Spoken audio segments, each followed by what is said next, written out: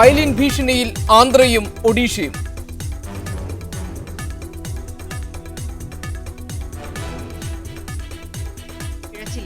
മണിക്കൂറിൽ 250 കിലോമീറ്റർ വേഗതയിൽ വീശിയടിച്ച് പൈലിൻ ചുഴലിക്കാറ്റ് 7 മണിയോടെ ഇന്ത്യൻ തീരത്തെത്തി. ആഞ്ഞു വീശിയ കാറ്റിലും പേമാരിയിലും തുടങ്ങിയ പ്രകൃതിക്ഷോഭം പൈലിനായി ആദ്യം വീശിയത് ആന്ധ്രയിലെ ശ്രീകാകുളത്ത്. എന്നാൽ 150 കിലോമീറ്റർ വേഗതയിൽ വീശിയ കാറ്റ് പൈലിൻ അല്ലെന്നാണ് കാലാവസ്ഥാ വിദഗ്ധരുടെ നിരീക്ഷണം. ഉപഗ്രഹ ദൃശ്യങ്ങൾ നൽകിയ പൈലിന്റെ രൂപം അതിഭയാനകമാണ്. പാതി ഇന്ത്യയെ ആകെ മൂടാൻ പോന്ന ഭീമാകാരമായ കൊടുങ്കാറ്റ്. പൈലിൻ ഭീതി പരത്തിയത് അങ്ങനെയാണ്. പൈലിൻ സമുദ്രത്തെ ബാധിക്കുമ്പോൾ തിരമാലകൾ രാക്ഷസരൂപം പ്രാപിച്ച് കരയിലേക്ക് ഒഴുകി പരക്കുമെന്നാണ് മുന്നറിയിപ്പ്. പൈലിൻ ഭീതി പരത്തുന്ന ആന്ധ്രയിലും ഒഡീഷയിലും സമീപകാലത്ത് കണ്ട ഏറ്റവും വലിയ മുൻകരുതൽ നടപടികൾ സ്വീകരിച്ചിട്ടുണ്ട്. അടിയന്തര സാഹചര്യം നേരിടാൻ സൈന്യത്തെ സജ്ജരാക്കി. ആൾനാശം തടയാൻ വിമാനത്താവളങ്ങളും പ്രധാന റോഡുകളും അടച്ചു. എങ്കിലും 6 മണിക്കൂർ വരെ നീണ്ടു നിൽക്കാൻ പോന്ന പൈലിന്റെ പ്രഹരശേഷിക്ക് മുന്നിൽ നാശനഷ്ടങ്ങൾ കനത്തതാകുമെന്നതിൽ തർക്കമില്ല. News desk media 1. പൈലിൻ ആഞ്ഞു വീശാനൊരുങ്ങുമ്പോൾ എന്തായിരിക്കും രാജ്യത്തിന്റെ അവസ്ഥ? എവിടെയെല്ലാം ഇത് ബാധിക്കും? ഏത് തരത്തിലാണ് നമ്മുടെ മുന്നൊരുക്കങ്ങൾ ഉപയോഗിക്കാൻ കഴിയുക? ഈ വിഷയമാണ് ഇന്ന് സ്പെഷ്യൽ എഡിഷൻ ചർച്ച ചെയ്യുന്നത്. പൈലിൻ ചുഴലിക്കാറ്റിന്റെ ഏറ്റവും പുതിയ വിവരങ്ങളുമായി മുജീബ് റഹ്മാൻ ചേരുന്നു ഡൽഹിയിൽ നിന്ന്. മുജീബ്, എന്തൊക്കെയാണ് ഏറ്റവും പുതിയ വിവരങ്ങൾ? ഇപ്പോൾ ആന്ധ്ര തീരത്തേക്ക് പൈലിൻ ചുഴലിക്കാറ്റ് എത്തിയിരിക്കുന്നു. ഒഡീഷയുടെ ഗോപാൽപൂരിന് 30 കിലോമീറ്റർ അകലെയാണ് പൈലിൻ കൊടുങ്കാറ്റ് എത്തിയിരിക്കുന്നത്. ഇതുകൊണ്ട് തന്നെ ഏറ്റവും വലിയ ഒരു ദുരന്തം മുന്നിൽ കണ്ടുകൊണ്ട് വേണ്ട സജ്ജീകരണങ്ങളെല്ലാം ചെയ്തതായിട്ടുള്ള വിവരങ്ങളാണ് ഇപ്പോൾ കേന്ദ്ര ആഭ്യന്തരമന്ത്രിയും അതുപോലെ ദുരന്ത നിവാരണ സേനയുമെല്ലാം നൽകിക്കൊണ്ടിരിക്കുന്നത്. 2 സംസ്ഥാനങ്ങളെ കാര്യമായി ബാധിക്കും. ആന്ധ്രാപ്രദേശിന്റെ തീരദേശ ജില്ലകളായ 3 ജില്ലകളെയാണ് ഈ ചുഴലിക്കാറ്റ് കാര്യമായി ബാധിക്കുന്നത്. അതേസമയം ഒഡീഷയിൽ ഇപ്പോൾ തന്നെ 10ഓളം ഗ്രാമങ്ങൾ വെള്ളത്തിനടിയിലായതായിട്ടുള്ള റിപ്പോർട്ടുകളാണ് വന്നുകൊണ്ടിരിക്കുന്നത്. 7 ആളുകൾ മരണപ്പെട്ടിരിക്കുന്നു. 2 തുറമുഖങ്ങൾ പൂർണ്ണമായും നശിച്ചിരിക്കുന്നു. നിരവധി നാശനഷ്ടങ്ങൾ ഉണ്ടായിരിക്കുന്നു. അതേസമയം ആളപായം പരമാവധി കുറയ്ക്കാനുള്ള സംവിധാനങ്ങളാണ് തങ്ങൾ ഇപ്പോൾ സ്വീകരിച്ചിരിക്കുന്നതെന്ന് കേന്ദ്ര ആഭ്യന്തര സെക്രട്ടറി അനിൽ ഗോസ്വാമി അദ്ദേഹം അറിയിച്ചു. ആന്ധ്രാപ്രദേശിലും ഒഡീഷയിലും ഒരുപോലെ ഈ ദുരന്തം ബാധിച്ചേക്കും. എന്നാൽ 1999 ഉണ്ടായിരുന്ന ഒരു ദുരന്തത്തെ മുൻനിർത്തിക്കൊണ്ട് അത്തരത്തിലുള്ള ഒരു ദുരന്തം ഇല്ലാതിരിക്കാൻ വേണ്ടി മുൻകൂട്ടി വിവരം ലഭിച്ചതുകൊണ്ട് എല്ലാ തരത്തിലുള്ള സജ്ജീകരണങ്ങളും ചെയ്തതായിട്ട് കേന്ദ്ര ആഭ്യന്തരമന്ത്രി സുശീൽ കുമാർ ഷിൻഡെ അറിയിച്ചിരിക്കുന്നു. അതേസമയം ആളപായം റിപ്പോർട്ട് ചെയ്യപ്പെട്ടിട്ടില്ലെങ്കിലും ഇനിയും കാറ്റിന്റെ ശക്തി കൂടാനും ഇപ്പോൾ തന്നെ 240 കിലോമീറ്റർ വേഗത, മണിക്കൂറിൽ 240 കിലോമീറ്റർ വേഗതയിലാണ് കാറ്റടിച്ചുകൊണ്ടിരിക്കുന്നത്. ഇതിന്റെ ശക്തി ഇനിയും കൂടുകയാണെങ്കിൽ വൻ ദുരന്തം ഉണ്ടാവാനുള്ള സാധ്യതകളുണ്ട്. ഇപ്പോൾ തന്നെ 2 സംസ്ഥാനങ്ങളിലായി 500 ദുരിതാശ്വാസ ക്യാമ്പുകളാണ് സ്ഥാപിച്ചിരിക്കുന്നത്. ഓരോ ക്യാമ്പിലും 1500 ആളുകളെ ഉൾക്കൊള്ളാനുള്ള സംവിധാനങ്ങൾ ഏർപ്പെടുത്തിയിട്ടുണ്ട്. CRPFന്റെയും അതുപോലെ തന്നെ ദുരന്ത നിവാരണ സേനയുടെയും പുതിയ ബറ്റാലിയൻ ടീമുകളെ അവിടെ നിയോഗിച്ചു കഴിഞ്ഞു. 55 ദുരന്ത നിവാരണ സേന ടീമുകളെയാണ് ഇപ്പോൾ തന്നെ പ്രദേശത്ത്. മുജീബ്, പൈലിൻ കൊടുങ്കാറ്റ് സംബന്ധിച്ചിട്ടുള്ള സാറ്റലൈറ്റ് ദൃശ്യങ്ങൾ പുറത്തു വന്നപ്പോൾ സത്യത്തിൽ ഞെട്ടിക്കുന്നതായിരുന്നു അതിൻ്റെ പൈലിൻ്റെ രൂപം സംബന്ധിച്ചിട്ടുള്ള വ്യക്തത നൽകിയപ്പോൾ ഉണ്ടായത്. കാരണം ഇന്ത്യയുടെ പകുതി ഭാഗം മൂടാൻ മാത്രം കരുത്തുറ്റ ഒരു കൊടുങ്കാറ്റ് ആന്ധ്രയിലേക്കും ഒഡീഷയിലേക്കും വരുന്നു. വലിയ സുരക്ഷാ സജ്ജീകരണങ്ങളെല്ലാം തന്നെ ഒരുക്കിയിട്ടുണ്ട്. ഇത് ആന്ധ്രയിലും ഒഡീഷയുടെ തീരപ്രദേശങ്ങളിലേക്കും മാത്രം ഒതുങ്ങി നിൽക്കുമോ? അതല്ല, ഇതിൻ്റെ പ്രത്യാഘാതങ്ങൾ അയൽ സംസ്ഥാനങ്ങളിലേക്ക് വ്യാപിക്കാൻ ഇടയുണ്ടോ? എന്താണ് കാലാവസ്ഥാ നിരീക്ഷണ കേന്ദ്രം നൽകുന്ന വിവരങ്ങൾ? ഏത് തരത്തിലുള്ള തയ്യാറെടുപ്പുകളാണ് ഇനി രാജ്യത്ത് ഒഡീഷയുടെയും ആന്ധ്രയുടെയും സമീപ സംസ്ഥാനങ്ങൾക്ക് വേണ്ടത്? അതിനുള്ള എന്തെല്ലാം തയ്യാറെടുപ്പുകൾ നടത്തിയിട്ടുണ്ട്? ഗോപികൃഷ്ണൻ, ആന്ധ്രയും ഒറീസയും മാത്രമല്ല മറിച്ച് തൊട്ടടുത്തുള്ള 3 സംസ്ഥാനങ്ങൾ കൂടി ഈ ദുരന്തത്തിന്റെ വ്യാപ്തി ഉണ്ടായേക്കാമെന്നാണ് കാലാവസ്ഥാ നിരീക്ഷണ കേന്ദ്രം ഇപ്പോൾ നൽകുന്ന വിവരങ്ങൾ. കരയിലേക്ക് 1/2 കിലോമീറ്ററോളമെങ്കിലും കടൽ കയറി വരാനുള്ള സാധ്യതയുണ്ട്. 3 മീറ്റർ ഉയരത്തിൽ തിരമാലകൾ ഉയരാനുള്ള സാധ്യതയുണ്ട്. കനത്ത മഴയും അതുപോലെ തന്നെ കാറ്റും അതോടൊപ്പം വലിയ മണ്ണിടിച്ചിൽ ഉണ്ടാവാനുള്ള സാധ്യതയുണ്ട്. ഇത്തരത്തിൽ അപകടങ്ങൾ ഒഴിവാക്കാനുള്ള എല്ലാ സംവിധാനങ്ങളും ചെയ്യണമെന്ന് കാലാവസ്ഥാ നിരീക്ഷണ കേന്ദ്രം മുന്നറിയിപ്പ് നൽകിയിരിക്കുന്നു. അതിന്റെ ഭാഗമായിട്ട് 56 തീവണ്ടി സർവീസുകൾ റദ്ദാക്കി, 10 വിമാന സർവീസുകൾ റദ്ദാക്കി. അതുപോലെ നിരവധി തീവണ്ടികൾ റൂട്ട് തിരിച്ചുവിട്ടു. കേരളത്തിൽ നിന്നുള്ള തീവണ്ടികൾ ഈ കൂട്ടത്തിലുണ്ട്. കേരള തീരത്തുള്ള മത്സ്യത്തൊഴിലാളികൾ പോലും ജാഗ്രത പാലിക്കണമെന്ന നിർദ്ദേശം വന്നു കഴിഞ്ഞു. കടലിൽ ഇറങ്ങുമ്പോൾ ശ്രദ്ധിക്കേണ്ടതുണ്ട്. ഏത് ഭാഗത്തേക്ക് കാറ്റ് നീങ്ങുമെന്ന് കൃത്യമായി പ്രവചിക്കാൻ സാധ്യമല്ല.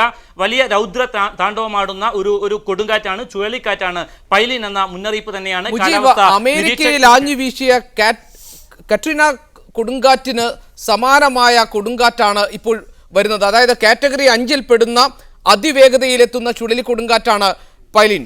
ഇതിനെ നേരിടാൻ വേണ്ട സജ്ജീകരണങ്ങൾ ശരിയായ രീതിയിൽ എടുക്കാൻ നമുക്ക് സാധിച്ചിട്ടുണ്ടോ? ഇന്ത്യയെ സംബന്ധിച്ച് ഇത്രയും ശക്തമായ ഒരു ചുഴലിക്കാറ്റ് ഇതിനു മുൻപ് വീശിയിട്ടുണ്ടോ? ഇന്ത്യയിൽ കണ്ട ഏറ്റവും വലിയ ഒരു കൊടുങ്കാറ്റാണ് പൈലിൻ കൊടുങ്കാറ്റ് എന്നാണ് പറയപ്പെടുന്നത്. കത്രീന കൊടുങ്കാറ്റിനേക്കാൾ വലിയ ഒരു ദുരന്തം ഒരുപക്ഷെ ഇത് വിതച്ചേക്കാം എന്ന മുന്നറിയിപ്പ് തന്നെ വന്നിരുന്നു. 90 കിലോമീറ്റർ വേഗതയിലുള്ള കൊടുങ്കാറ്റിനെയാണ് കാറ്റഗറി 1 ആയിട്ട് വിശേഷിപ്പിക്കപ്പെടുന്നത്. അതിൻ്റെ എത്രയോ ഇരട്ടി, അതായത് 5 ഇരട്ടി ഉള്ള ഒരു വേഗതയിലുള്ള കൊടുങ്കാറ്റായിട്ട് ഇത് പരിണമിച്ചേക്കാം. അതുകൊണ്ടാണ് കാറ്റഗറി 5-ൽപ്പെട്ട ഒരു കൊടുങ്കാറ്റാണ് പൈലിൻ കൊടുങ്കാറ്റ് എന്ന് കൃത്യമായ വിവരങ്ങൾ കാലാവസ്ഥാ നിരീക്ഷണ കേന്ദ്രം ഇപ്പോൾ തന്നെ നൽകിക്കൊണ്ടിരിക്കുന്നത്. 5.5 ലക്ഷം ആളുകളെ മാറ്റിപ്പാർപ്പിച്ചു. കാര്യമായി ഒറീസയിൽ നിന്ന് 4.5 ലക്ഷം ആളുകളെയും ആന്ധ്രാപ്രദേശിൽ നിന്ന് 1 ലക്ഷം ആളുകളെയുമാണ് മാറ്റിപ്പാർപ്പിച്ചത്. ഇതിന്റെ ദുരന്തത്തിന്റെ വ്യാപ്തി 1,20,000 ആളുകളെ തന്നെ എങ്കിലും ബാധിച്ചേക്കാം എന്ന മുന്നറിയിപ്പ് കേന്ദ്ര ആഭ്യന്തര വകുപ്പ് മന്ത്രി നൽകിയിട്ടുണ്ട്. ഡൽഹിയിൽ നിന്ന് നൽകാനാവുന്ന വിവരം, പ്രധാനമന്ത്രി വിദേശയാത്രയിലായിരുന്നു. അദ്ദേഹം ഈ സംഭവത്തെ അപലപിച്ചിരിക്കുന്നു.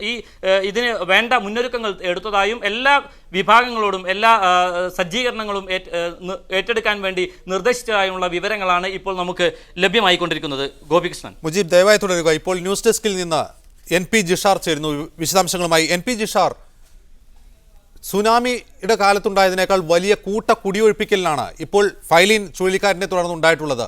ഏകദേശം 4 ലക്ഷത്തോളം പേരെ ഈ 2 സംസ്ഥാനങ്ങളിൽ നിന്ന് കുടിയൊഴിപ്പിക്കപ്പെട്ട് കഴിഞ്ഞു. എന്തൊക്കെ മുൻകരുതലുകളാണ് ഇതുവരെ സർക്കാരുകൾ കൈക്കൊണ്ടിട്ടുള്ളത്? അജിംസ്, രാജ്യം കണ്ട ഏറ്റവും വലിയൊരു ദുരന്തത്തെ നേരിടാനുള്ള എല്ലാ മുന്നൊരുക്കങ്ങളും കേന്ദ്ര സംസ്ഥാന സർക്കാരുകൾ തയ്യാറായി എടുത്തു കഴിഞ്ഞു. മുമ്പ് വളരെ സൈന്യത്തെ സർവ്വസജ്ജമാക്കിയ സൈന്യത്തെ മേഖലയിൽ വിന്യസിച്ചിട്ടുണ്ട്. 500 ടൺ ദുരന്ത നിവാരണ സാമഗ്രികൾ ഇവിടെ എത്തിച്ചിട്ടുണ്ട്. അതുപോലെ തന്നെ 5 ലക്ഷത്തിലധികം ആളുകളെ പ്രദേശത്ത് നിന്ന് മാറ്റിപ്പാർപ്പിച്ചിട്ടുണ്ട്. കഴിഞ്ഞ 23 വർഷത്തിനിടെ ഉണ്ടായ ഏറ്റവും വലിയ മാറ്റിപ്പാർപ്പിക്കലാണ് ഇത് എന്നാണ് ലഭിക്കുന്ന ഇതുവരെയുള്ള കണക്കുകൾ സൂചിപ്പിക്കുന്നത്. ആന്ധ്രാപ്രദേശിന്റെ 5 ജില്ലകളെ ജിഷാർ, കാലാവസ്ഥാ പ്രവചനങ്ങൾ അനുസരിച്ച് നമ്മുടെ രാത്രി 7 മണിയോടുകൂടി പൈലിൻ ആഞ്ഞു വീശും എന്നുള്ളതായിരുന്നു ഉണ്ടായിരുന്നത്. എന്നാൽ 150 കിലോമീറ്റർ വേഗതയിൽ വീശിയ കാറ്റും തുടർന്നുണ്ടായ കനത്ത പേമാരിയും ഒന്നും പൈലിനല്ല എന്നാണ് വിദഗ്ധരുടെ അഭിപ്രായം. അങ്ങനെയാണെങ്കിൽ പൈലിൻ യഥാർത്ഥത്തിൽ വീശി തുടങ്ങിയോ? എന്താണ് കിട്ടുന്ന ഏറ്റവും പുതിയ വിവരങ്ങൾ? ഗോപി, 3 ദിവസമായി രാജ്യത്ത് ലഭിച്ചുകൊണ്ടിരിക്കുന്ന ദുരന്ത മുന്നറിയിപ്പിൽ ഭയചകിതമായ രാജ്യത്തേക്ക് പൈലിൻ അല്പസമയത്തിനകം മാഞ്ഞടിക്കുമെന്നാണ് ഏറ്റവും ഒടുവിൽ കാലാവസ്ഥാ നിരീക്ഷണ കേന്ദ്രങ്ങളിൽ നിന്ന് ലഭിക്കുന്ന വിവരം. ഏതാണ്ട് ഒഡീഷയിലെ ഗോപാൽപൂരിൻ്റെ 30 കിലോമീറ്റർ ദൂരത്ത് പൈലിൻ എത്തിക്കഴിഞ്ഞിരിക്കുന്നു എന്നാണ്. അതേസമയം ശക്തമായ കാറ്റും മഴയും ഇപ്പോൾ തന്നെ ആന്ധ്ര ഒറീസ തീരങ്ങളിൽ അടിക്കുന്നുണ്ട്. ഇത് പൈലിനാണെന്ന് ഇതുവരെ സ്ഥിരീകരിച്ചിട്ടില്ല എങ്കിലും 150 കിലോമീറ്റർ വേഗതയിലുള്ള കാറ്റ് ഈ മേഖലയിൽ ഇപ്പോൾ തന്നെ നാശം വിതച്ചു കഴിഞ്ഞു. ഒഡീഷയിൽ 7 മരണം റിപ്പോർട്ട് ചെയ്യപ്പെട്ടിട്ടുണ്ട്. നിരവധി സ്ഥലങ്ങൾ, തുറമുഖങ്ങളും മത്സ്യബന്ധന കേന്ദ്രങ്ങളും തകർന്നതായി പ്രാഥമിക റിപ്പോർട്ടുകളുണ്ട്. അതുപോലെ തന്നെ ഛത്തീസ്ഗഡിലും തൊട്ടടുത്ത സംസ്ഥാനങ്ങൾക്കും അപകട മുന്നറിയിപ്പുകൾ നൽകിയിട്ടുണ്ട്. ഒഡീഷയിൽ തന്നെ ഏറ്റവും അപകട ജാഗ്രതാ നിർദ്ദേശമാണ് ഇപ്പോൾ നൽകിയിരിക്കുന്നത്. ജിഷാർ, തിരിച്ചു വരാം. ഗോരഖ്പൂർ IIT-യിലെ പ്രൊഫസർ പ്രസാദ് ഭാസ്കർ ഈ ചർച്ചയിൽ പങ്കെടുക്കാൻ നമ്മോടൊപ്പം തിരുവനന്തപുരത്ത് നിന്നുമുണ്ട്. ശ്രീ പ്രസാദ് ഭാസ്കർ, ഇപ്പോൾ വീശിയടിച്ച കാറ്റ് പൈലിനല്ല, അതിന് മുന്നോടിയായുള്ള ഒരു കാറ്റാണ് എന്നാണ് കാലാവസ്ഥാ വിദഗ്ധർ പറയുന്നത്. ഇത് എത്രത്തോളം ശരിയാണ്? എന്തുകൊണ്ടാണ് കാലാവസ്ഥാ പ്രവചനങ്ങൾ ഈ ഘട്ടത്തിൽ, അങ്ങനെയാണെങ്കിൽ 7 മണിയോടുകൂടി തന്നെ പൈലിൻ ആഞ്ഞു വീശും, അതിൻ്റെ പ്രഹരശേഷി 6 മണിക്കൂറോളം നീണ്ടു നിൽക്കും, കനത്ത നാശനഷ്ടങ്ങൾക്ക് അത് ഇടയാക്കുമെന്നായിരുന്നു പ്രവചിക്കപ്പെട്ടിരുന്നത്. പൈലിൻ അതിൻ്റെ ആസുരഭാവത്തിൽ ഇനി വരാനിരിക്കുന്നതേ ഉള്ളോ?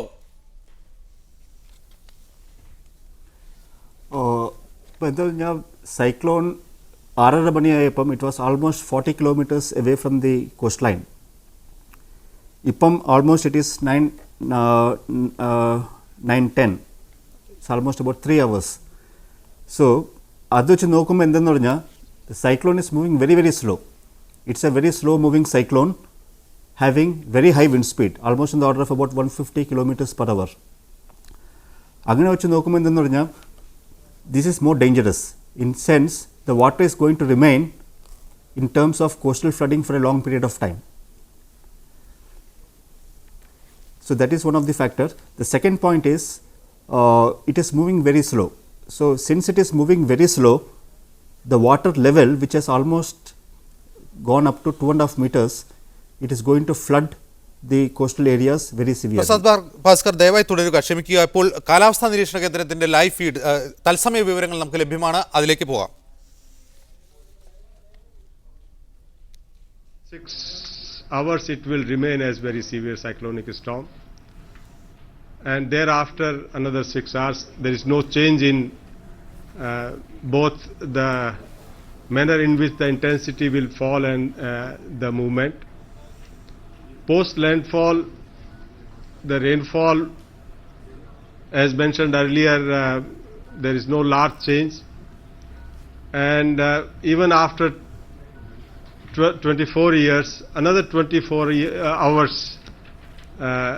rain will be there, though moderate, over the East India larger parts.